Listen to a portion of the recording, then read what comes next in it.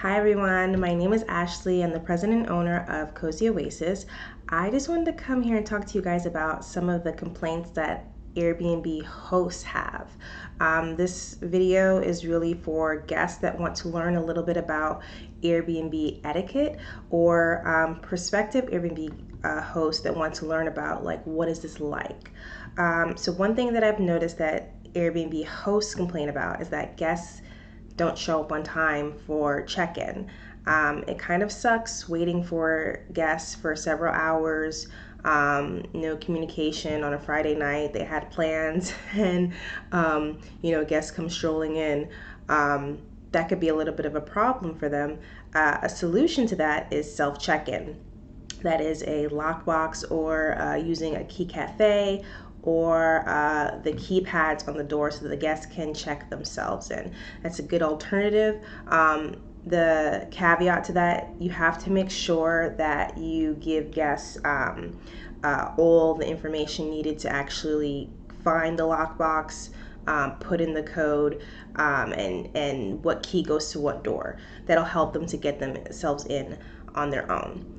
Another complaint is overuse of linen and supplies. So this is a business and there are expenses.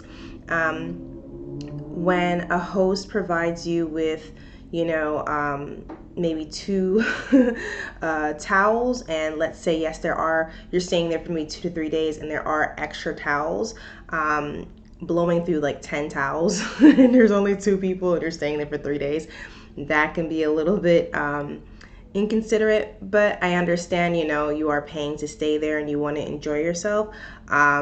It is a complaint. Just letting you be aware that it is a complaint that hosts have where, they have a short turnaround sometimes for the next set of guests to come in, and they may not have a team of cleaners, and that's why people use Cozy Oasis, because they're doing it on their own. They have to now wash 10 towels, 3 sets of sheets, and all sorts of stuff on their own while cleaning. So it could be a little bit of a hassle for them. Another complaint that Airbnb hosts have are a lot of questions that are actually already answered in the listing description. One of the things that I always advise hosts to do is to be very descriptive in what you're offering and at times what you're not offering in the listing, so that when guests search for a place and they find your place and they love the photos, they can easily read through it and see that, no, this is not near Times Square. No, this is not near JFK. They have a clear idea of, do you provide breakfast? Do you provide car service? How far are you from the train?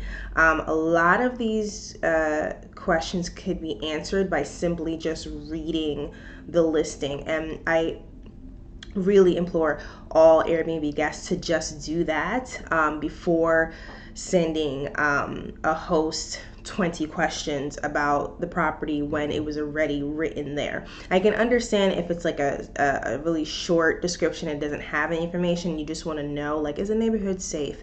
Are there bicycle rentals nearby? What's parking like? If those things are not already in there, but anybody that's taken a consultation with a Cozy Oasis team member, they know ahead of time to do those things. If you're dealing with a host that has not gotten any guidance and they have little information, yes, ask them questions, but at the same time, if you're asking them 20 questions, give them more than like 5 minutes to answer, because these may be even things that they don't even know, and they have to look it up, and they want to make sure that they give you the proper information. Actually, this is the last one, never communicating issues until you leave a review. Let me repeat that one more time. Never communicating issues that you may have until you leave a review. The issue with this is that you didn't give the host the time to actually correct the problem. If it's that, hey, I feel like these sheets are old, or hey, there's a strange smell in here, or hey, I want more toilet tissue. Contact your host. Say, hey, I've noticed these issues. could you tell me how you're going to resolve them and what time frame, to give them that opportunity versus not saying anything at all or being too afraid to say anything. I mean, you are paying and you should be able to say, hey, I have an issue. And hosts are absolutely willing to help. They're there. Well, any decent host. They're there to help you. They're there to say, okay, oh, you need that? I wasn't aware of that. Let me fix it. And this is actually something that I've noticed in just like a general life principle. Closed mouths don't get fed. You have to be able to communicate, because this is a people business. You have to be able to communicate to people what your needs are without being rude, and so that there can be a resolution, so that we can come together and strategize how exactly we're going to fix this. But if you do not do that and instead leave a bad review for a host that is more than willing to help, you're actually hurting their business, and you're actually just you're not giving them the chance to be their best. Because if this is an issue that you might have, it may be an issue that other guests may have. So if once they're notified of it, they can fix it and then provide a good experience for everybody. So that's one thing, and that's the last thing. So the 4 things that I've noticed that Airbnb hosts complain about: guests never checking in on time. We talked about self-check-in to solve that. Overuse of linen and supplies. 20 questions at a time. And last but not least, never communicating issues until you leave a review. I'm glad that you guys came here to watch this. If you have any other questions or other videos you would like for us to create, please comment down below. If you guys agree with this, if you don't like it, if there's things that you wish I had added onto this, please comment down below.